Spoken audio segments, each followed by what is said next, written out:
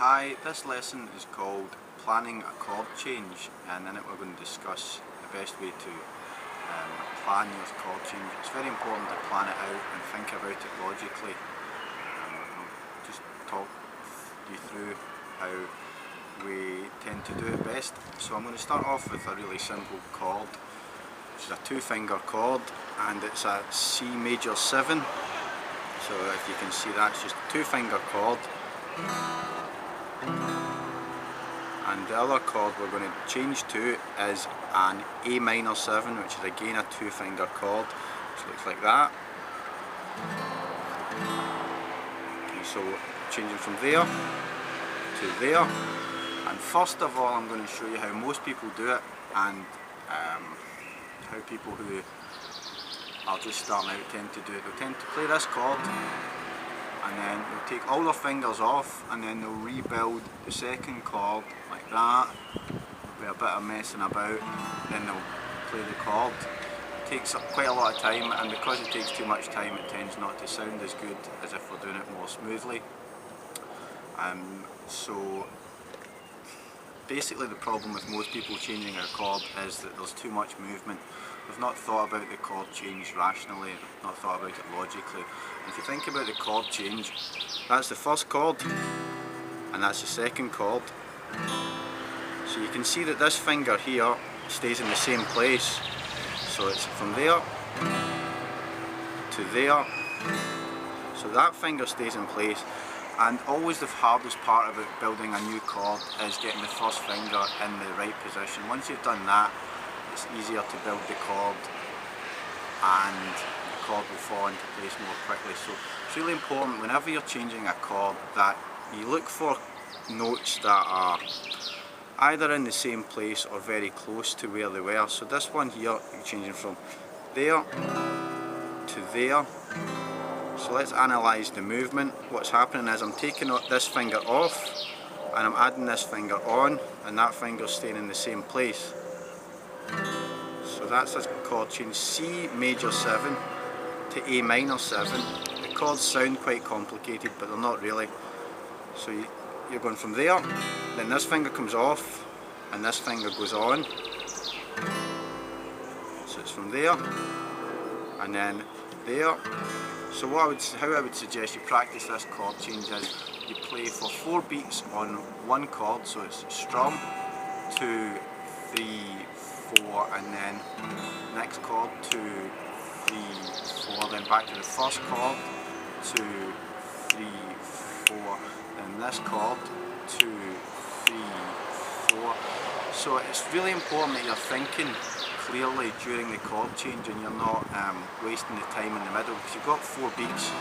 So in the 4 beats, 2, 3, 4, I'm changing the chord 2, 3, 4, so it's 1, and then I'm thinking ahead. I'm not dwelling on this chord, I'm thinking about the next one. So you're always thinking ahead, you're not daydreaming, you're not wasting time in the middle, you've got to be thinking ahead. So from there, I'm already thinking ahead and I'm building that chord, and then when it gets to time to strike it, it's in position. So 1, 2, and I'm thinking ahead, 3, 4, and I'm strumming 2, then I'm thinking ahead again, 3, 4, 2, 3, 4, and I'm not admiring the sound of the chord or relieved that I've done it. I'm thinking ahead. You're always thinking about what's coming next. 2, 3, 4. So basically the fundamentals are that you're trying to omit any unnecessary movement. You're trying to keep fingers in the same place if possible, and with this chord change there are fingers in the same place, so that gives you a good start. Okay, so that was chord change C major 7 to A minor 7. That's a simple chord change using a 2-finger chord. So it's really important that you're always thinking ahead. When you've played one chord, you're thinking about the next one, but also that you've planned out the chord change and you're not making any unnecessary movement.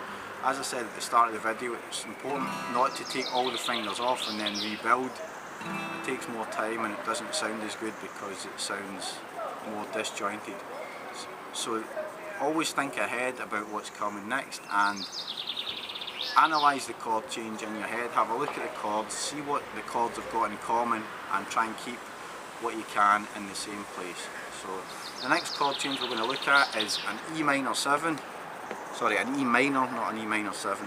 So that looks like that. It's two fingers, both in the 2nd fret, and it's on the 5th string and the 4th string.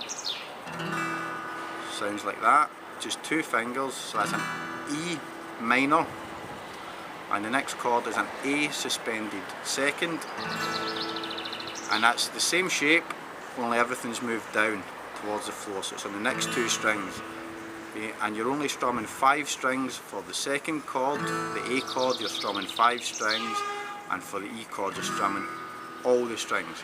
Okay, so if you can see the chord change, all you're really doing is you're moving your fingers down a set of strings to the floor. So let's try that again. Again, you've got 4 beats on each chord, so it's 1, 2, 3. I'm thinking ahead.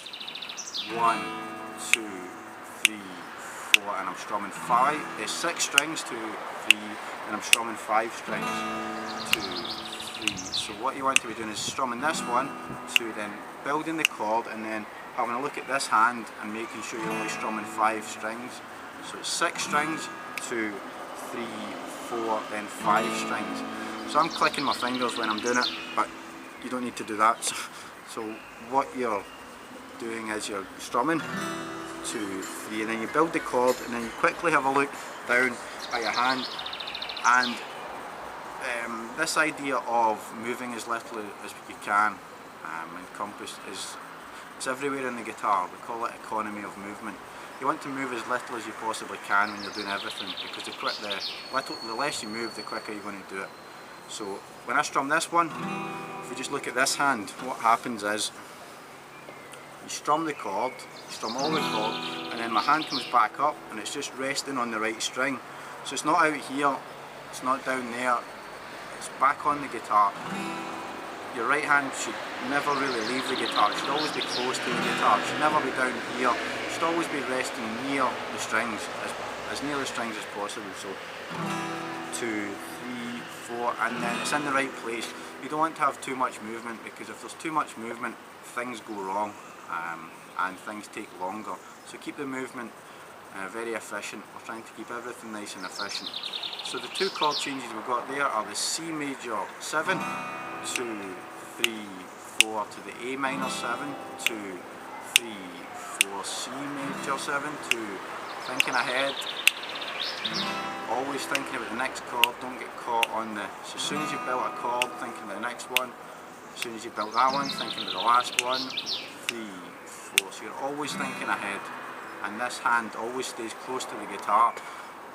The other chord change is E minor to A suspended 2nd, 2, 3, 4, so I'm just moving my fingers down towards the floor, 2, 3, 4, thinking ahead, 2, 3, 4, and with that chord change there, you notice that my fingers don't come away out here then back in, they just drop down. Very small movement, which means it's efficient and which means there's no wasted time in the chord change. So the fundamentals of this lesson are, the less you move, the quicker you'll be able to change the chord, and also you want to look for continuity within the chord change. You want to find what the chords have got in common and try and keep that, keep the fingers in the right place if you can, and minimise your movement when you're changing a chord. So that lesson was planning a chord change.